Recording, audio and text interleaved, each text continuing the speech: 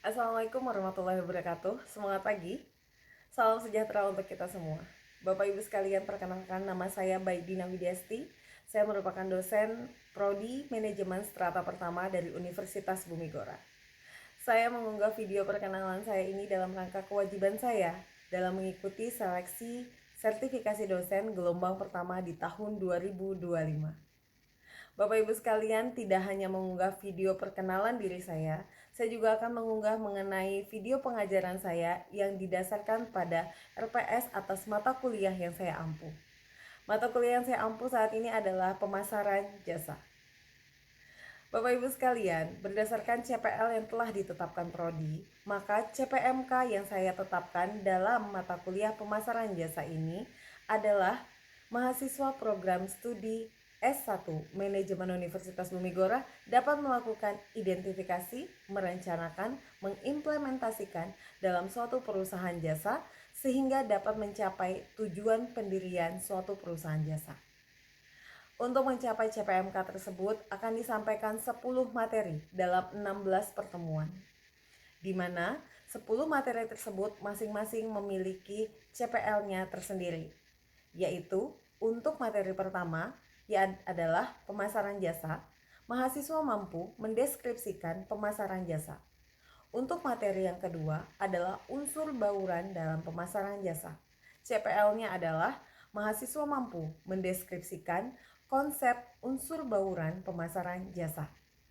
Untuk materi yang ketiga adalah perilaku konsumen jasa, di mana mahasiswa mampu mendeskripsikan konsep perilaku konsumen jasa. Untuk materi yang keempat adalah mahasiswa atau produk jasa itu sendiri, di mana CPL-nya adalah mahasiswa mampu mendeskripsikan konsep produk jasa. Sedangkan untuk materi yang kelima adalah konsep harga pemasaran jasa. Di sini CPL 5, mahasiswa mampu mendeskripsikan konsep harga pemasaran jasa. Untuk CPL yang keenam, mahasiswa yaitu tentang brand equity dalam pemasaran jasa, di mana CPL yang keenam adalah mahasiswa mampu menganalisa dan mendeskripsikan brand equity dalam pemasaran jasa. Materi yang ketujuh adalah promosi dalam pemasaran jasa, di mana CPL-nya adalah mahasiswa mampu mendeskripsikan konsep teori dan mengaplikasikan promosi dan edukasi konsumen jasa. Materi yang kedelapan adalah kesesuaian antara permintaan dan produksi jasa, sehingga CPL-nya adalah mahasiswa mampu mendeskripsikan teori dan mengaplikasikan kesesuaian antara permintaan dan produksi jasa. Materi yang kesembilan mengenai strategi membangun loyalitas pelanggan, sehingga CPL-nya adalah mahasiswa mampu mendeskripsikan konsep strategi membangun loyalitas pelanggan. Materi yang terakhir yang ke-10 adalah complaint handling dan service recovery.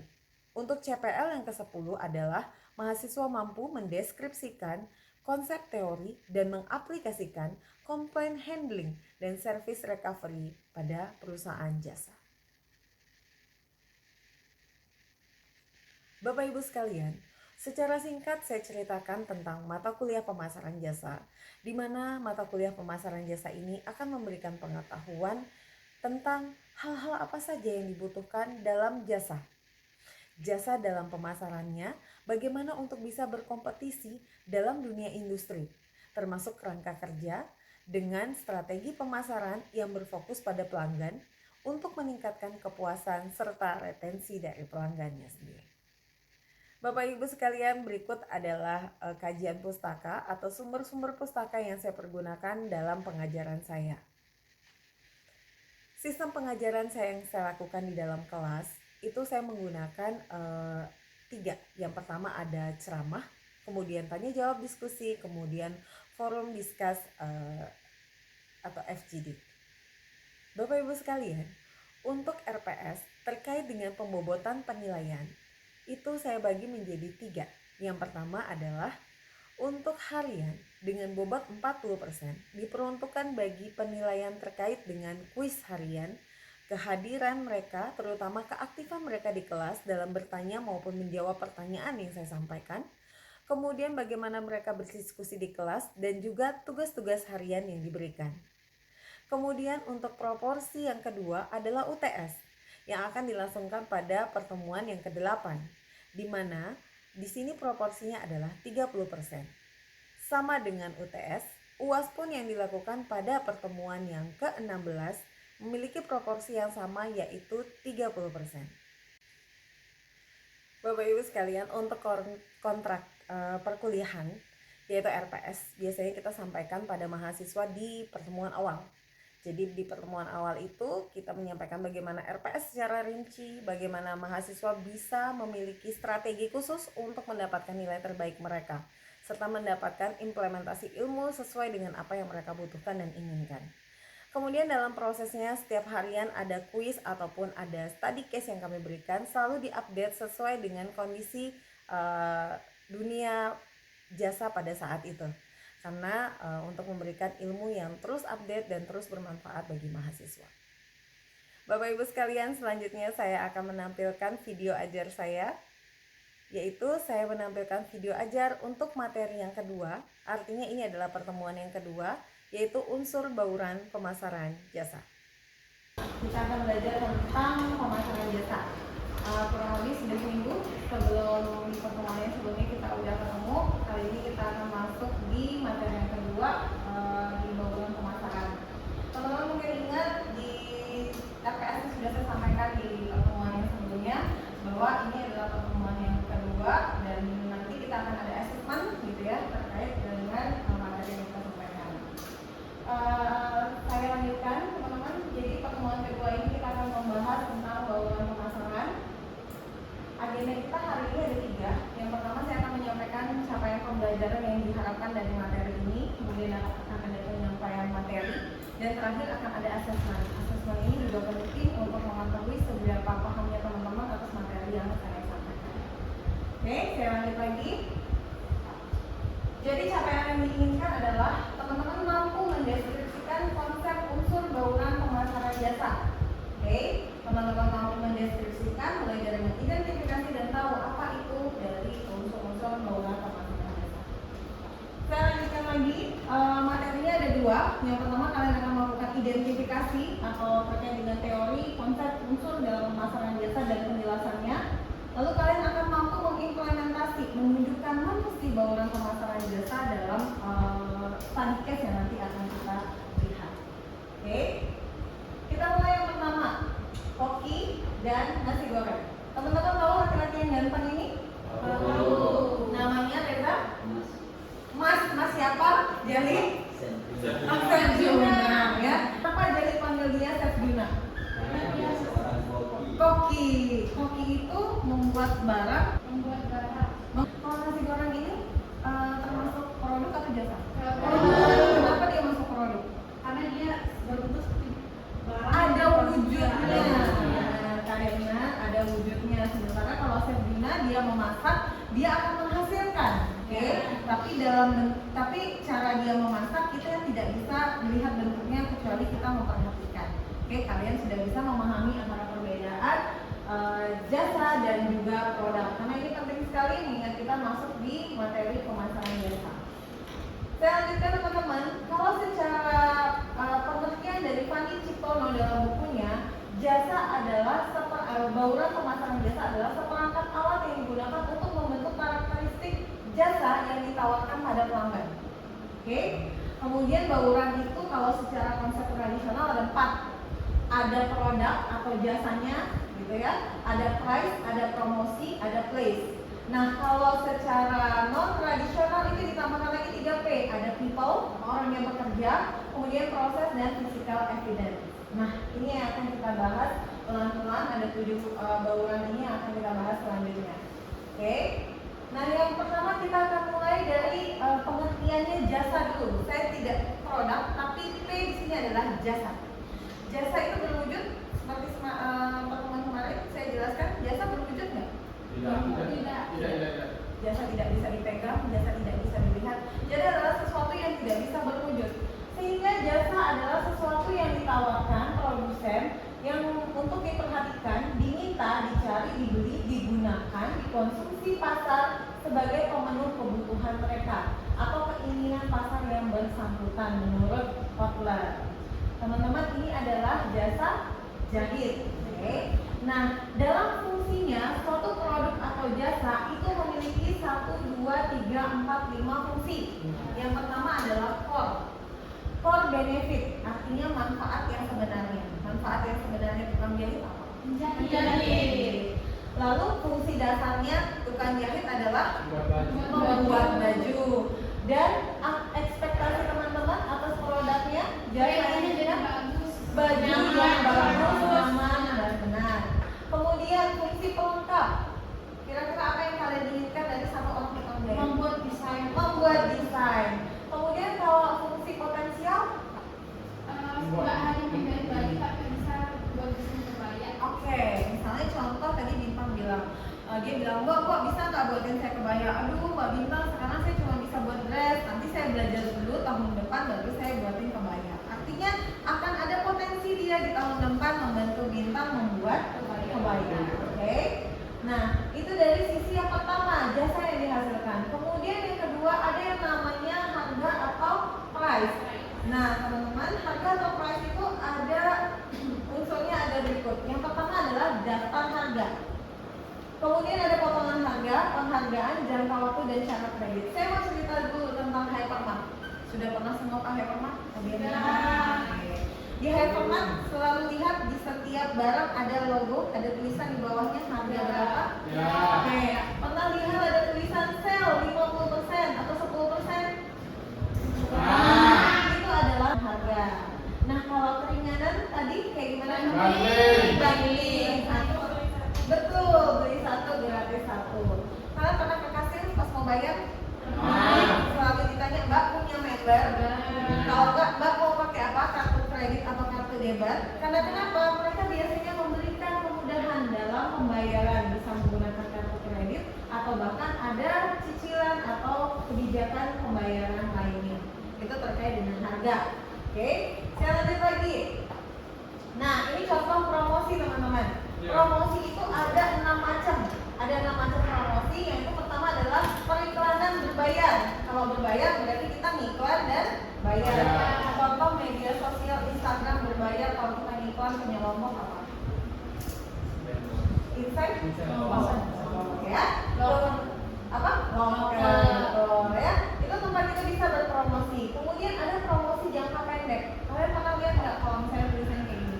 Mulai tanggal 1 dan sampai tanggal 30 beli satu gratis. Biasanya di pembukaan. Ya, benar sekali kata Tika. Jadi itulah termasuk jangka pendek. Ketika ada range waktu tanggal 1 sampai 5, tanggal 5 sampai 10, maka itu jangka pendek. Ya teman-teman. Nah, kalau hubungan sama masyarakat, iklan apa hubungan sama masyarakat? Pernah lihat orang main bola? Bola di lapangan kampung, terus tiba-tiba ada di situ bendera dari jasa, misalnya perusahaan apa ya, Telkom, perusahaan Bank Mandiri, itu dia sedang melakukan iklan dengan hubungan masyarakat. Yaitu apa? Iklannya ke kegiatan masyarakat. Tiba-tiba mereka mengiklankan jasanya mereka. Oke. Kemudian ada publisitas yang tidak berbayar. Contohnya misalnya kadek. Dia punya mobil baru, coba yuk. Kamu dibayar nggak sama ibu? Dia sedang melakukan publisitas yang tidak berbayar. Atau misalnya dia taruh di IG-nya, makasih ya Anggi, kemarin udah dibantu buatin Canva misalnya. Teman-teman kalau mau dibantu pembuatan Canva bisa sama Anggi ya, tidak dibayar, maka dia sedang melakukan publisitas di media sosialnya tanpa membayar. Kemudian ada lagi penjualan tatap muka. Apa bedanya penjualan tatap muka sama pemasaran langsung? Kalau tatap muka di hadapan. Ya. Kalau pemasaran langsung, halo Dayu, saya lagi jualan nih.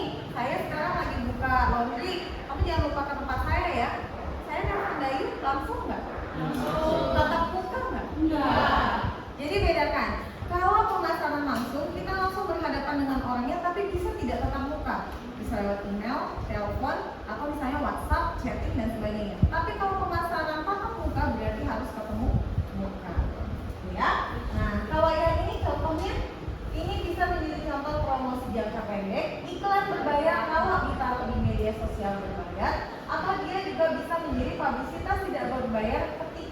dia ditaruh di Instagram seseorang tanpa diminta bayar. Oke, sudah masuk ke bauran yang ketiga. Lanjut kita di bauran yang keempat. Boleh dilihat fokus di tulisan ini. Ini tulisannya apa? Rumah hospital. Eka Hospital. Ini adalah rumah sakit teman-teman. Kita akan membahas lokasi, tempat atau place yang tepat, yaitu tempat aktivitas dari perusahaan menyalurkan jasa bagi konsumen. Teman-teman, kenapa kira-kira rumah sakit ditaruh di sini? Karena lokasi strategis. Strategisnya dari apa, Bin? Dari Jalan jalan raya akses, oke? Apalagi yang ada di sini? penduduk rumah penduduk. Rumah penduduk. Ada tempat parkir? Ada. Penentuan lokasi jasa itu harus disesuaikan akses, visibilitas, lalu lintasnya lancar, guys.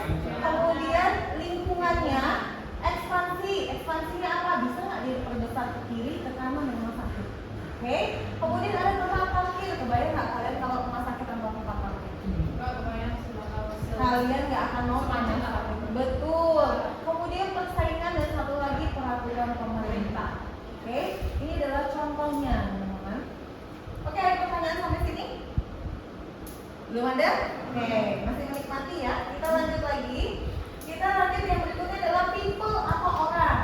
Nah, kalau menurut teman-teman, ketika dalam suatu usaha jasa, people itu adalah siapa?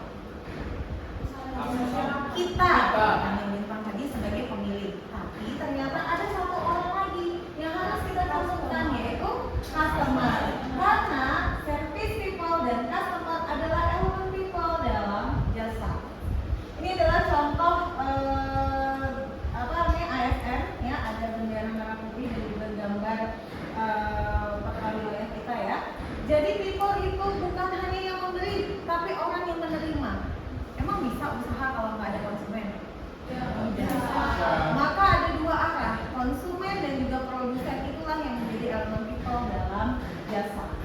Saya lanjutkan yang keenam, teman-teman. Yang berikut ini adalah proses. Proses itu meliputi prosedur, tugas, jadwal-jadwal, kegiatan dalam produksi jasa. Ada yang bisa tahu ini kira-kira gambar apa? Tukang jahit lagi membuat bola. Siapa yang pernah ke tukang jahit? Saya. Dapat apa aja yang bisa dilihat di tukang jahit? Ada bagian-bagian yang memotong. Oke. Jahit. Oke. Lakukan pola. Betul, mengumpul. Betul. Nah, mereka punya ruangan yang lebar dengan masing-masing tugas. Itu adalah proses. Berarti kalian bisa melihat dalam jasa itu adanya proses. Oke? Nah, ketika kalian mau membuat jasa, maka hal-hal itulah yang harus kalian perhatikan. Oke? Dari 6 faktor tersebut termasuk physical evidence ya, teman-teman sudah menyelesaikan bauran pemasaran jasa yang seharusnya diterima. Nah, sekarang saya mau lihat nih pemahaman teman-teman terkait dengan materi yang disampaikan. Oke, kita bisa lakukan assessment nggak? Bisa. Kita tarik nafas dulu ya. Tenang, dari teman-teman melakukan assessment. Oke, assessment yang saya minta, lokasi jasa yang saya akan berikan ini nggak jauh, dia di sekitar teman-teman. Oke, sekarang saya mau tanya, kampus kalian yang indah ini, yang bagus ini termasuk memberikan perusahaan jasa nggak? Termasuk. Apa yang dikasih? Waktu. Apa lagi yang dikasih? Program pendidikan, apa yang lagi yang dikasih? Apa? Fasilitas tempat, terus apa lagi? Bintang ketemu teman nggak di sini? Ya. Agam ketemu partner kerja nggak di sini? Koneksi. Mau minta teman-teman silakan siapkan kertas, silakan ditulis nama, NIM-nya teman-teman. Kemudian kelas kita hari ini adalah kelas pemasaran D. Oke. Kemudian jangan lupa tanggal hari ini. Silakan kalian jawab pertanyaan yang saya sampaikan di depan. Di depan saya menyampaikan, silakan kalian mendeskripsikan bauran people, proses, dan physical evidence. Hanya 3 saja yang saya minta. Oke, sudah. Saya minta dikumpulkan ke samping dari siapa? Widya. Wid, kalau menurut kamu perusahaan jasa di sekitar kita ini yang lagi berkembang apa sih? Kayak toko baju. Toko baju.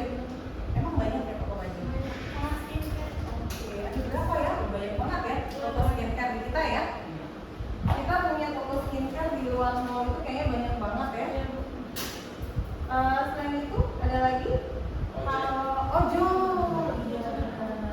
Masih banyak peluang usaha kalian tuh untuk kalian bisa buka usaha meskipun kalian posisinya di jasa. Kalau Justin, Jasa. ya peluangnya dia untuk berkembang gimana? Pernah nggak kalian jadi Justin? Lagi berliburan gitu keluar kota, terus kalian apa namanya buka gitu, kayak Reza buka di store-nya. Teman-teman lagi di Bali nih, yang mau beli kacang Bali? Ya, sama ini pakai susu. Iya. Itu orang dari Bali. Nah kalau kayak gitu biasanya kamu ngambil untungnya gimana?